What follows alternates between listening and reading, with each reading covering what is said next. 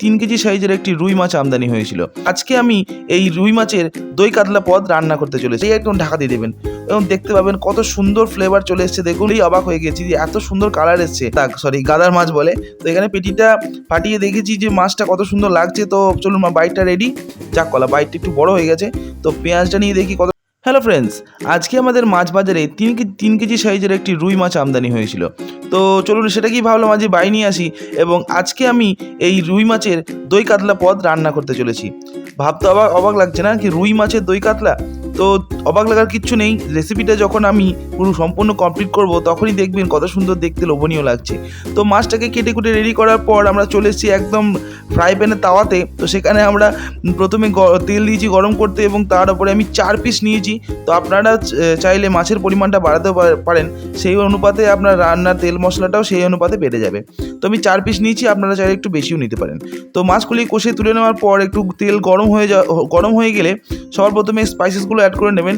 আমি দিয়েছি কাঁচা লঙ্কা, গোলমরিচ, তারপর এলাচ এবং দারচিনি। তো তারপর ওগুলি হালকা করে করার পর আপনারা পেঁয়াজটিকে দিয়ে দেবেন। পেঁয়াজটিকে নিয়ে নেওয়ার পর আমি একটি পেস্ট তৈরি করেছি যেটা হচ্ছে পোস্ত এবং বাদাম দিয়ে। আপনারা যে কোনো বাদাম ইউজ করতে পারেন। সেটিকে ভালো করে কষিয়ে নেওয়ার পর এই দেখুন দইটাকে ঠিক এরকম ব্যাটারে আপনারা ফাটিয়ে নেবেন, তাতে রান্নার মধ্যে ভালোভাবে মিশে যেতে সুবিধা হবে। তো তারপর এটাকে কষার পর হালকা করে দইটা দেওয়ার পর ভালো করে কষানোর পরে আপনাকে একটু জল দিয়ে আপনারা যে পরিমাণে মাছটা আছে সিদ্ধ করার জন্য জল দেবেন। এবং আমি একটু হালকা জিরে গুঁড়ো দিয়েছি, আপনারা চাইলে এটা না দিতেও পারেন, আপনাদের সেটা স্বাদের উপর নির্ভর করছে।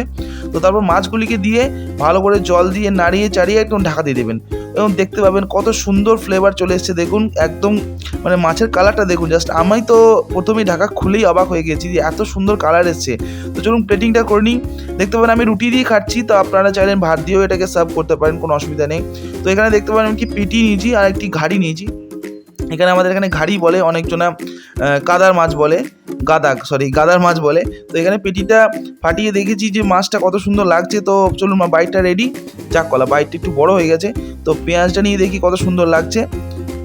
মোটামুটি ঠিকই আছে, আপাতত দইটা একটু বেশি হয়ে গেছে, জাস্ট ওয়াইজ বাকি সব ঠিকই আছে। দইটা একটু টক আর একটু নুন কম হয়েছে এবং ঝালটা একদম অমায়িক হয়ে গেছে। তো আজকে এ পর্যন্তই, দেখা হচ্ছে আবার নেক্সট ভিডিওতে। ভালো থাকবেন, থ্যাংক ইউ।